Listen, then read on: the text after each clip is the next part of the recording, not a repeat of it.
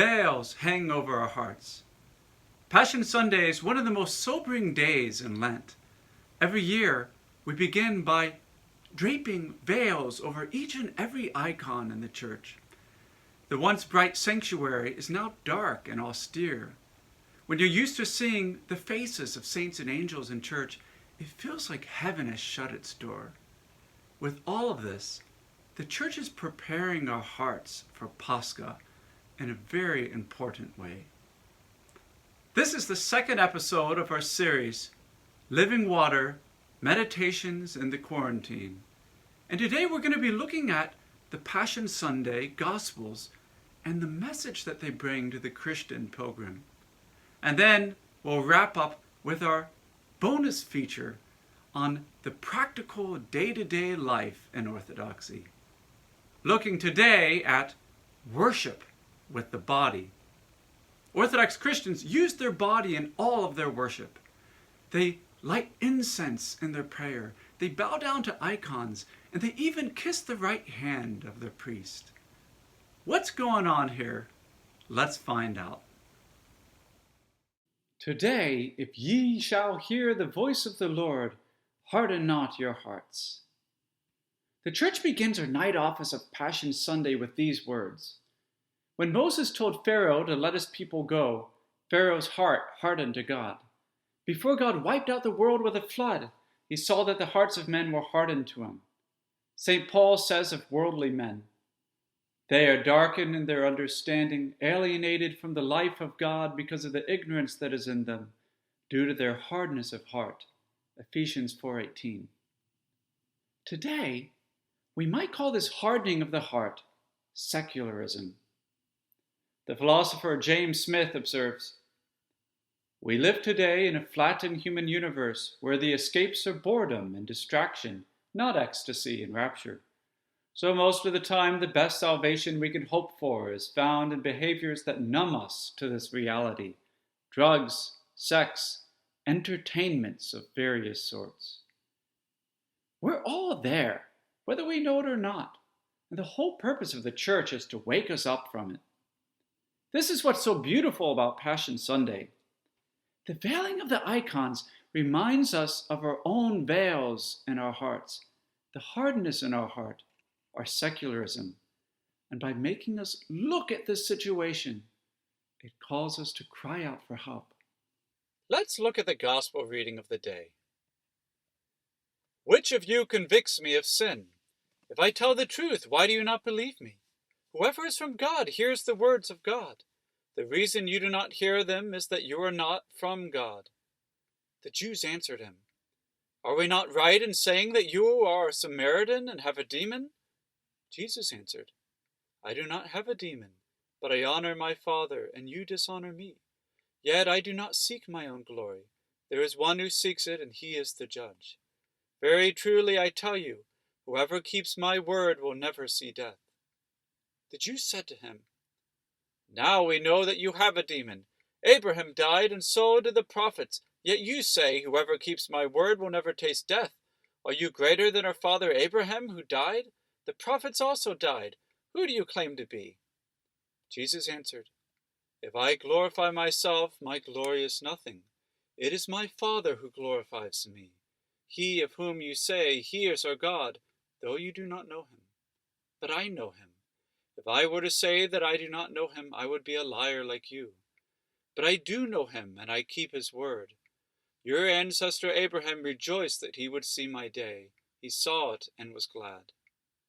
Then the Jews said to him, you are not yet 50 years old, and have you seen Abraham?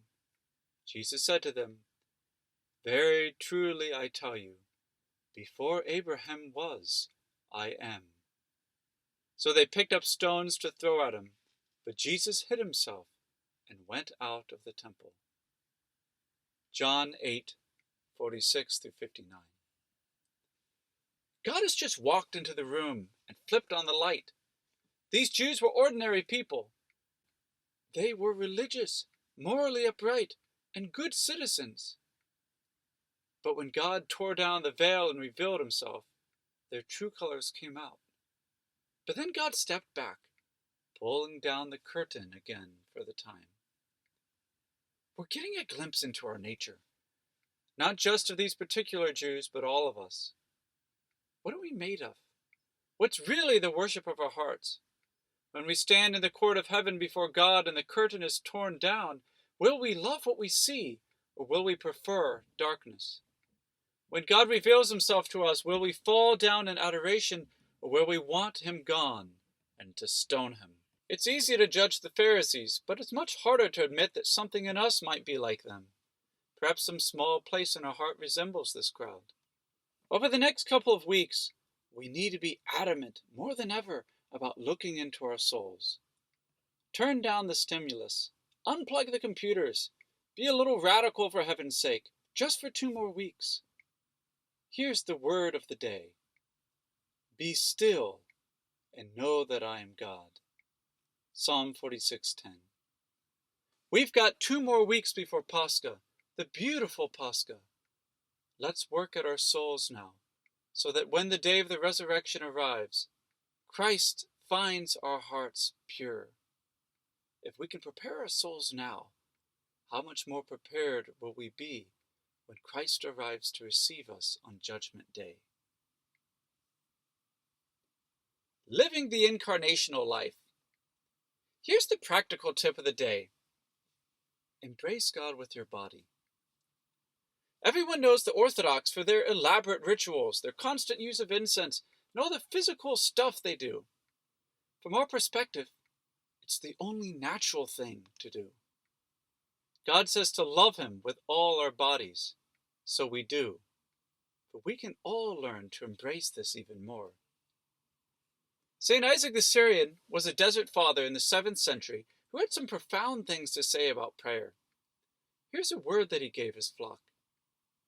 Reckon every prayer wherein the body does not toil and the heart is not afflicted to be a miscarriage, for this prayer has no soul. This is a strong statement, but so important. If you really want to learn to pray, you have to learn how to unite your body in your prayer. You are, after all, a body. C.S. Lewis once said this in an amazing way in his book, Screwtape Letters. Screwtape, a fictional demon coaching a novice demon, tells the fellow how to tempt a person. They can be persuaded that the bodily position makes no difference to their prayers, for they constantly forget but you must always remember that they are animals and that whatever their bodies do affects their souls. Whatever our bodies do affects our souls. So we have to pray with our bodies. On a big scale, this means joining prayer to fasting, becoming used to kneeling and prostrations. Yet this goes even farther and has implications even if you can't fast and kneel. Atmosphere, physical stillness, and breathing. First, if you want to become an expert prayer, make sure you have a physical atmosphere conducive to prayer, clean and uncluttered. A place you go, the right ambiance. Second, stand still. Anchor your feet on the ground and get in a posture where you won't move. No itching, no wiggling. Be determined in all your prayers to remain as perfectly still, frozen in place as possible. Third, breathing. The monastics have always focused on their breathing while praying. There's no reason why we shouldn't too. In fact, it's crucial. Here's one more topic when it comes to using our bodies in worship. Orthodox Christians are always kissing things. What's that all about? We kiss icons first thing when we walk into a church or before we say our private prayers. We kiss relics and holy objects during Mass.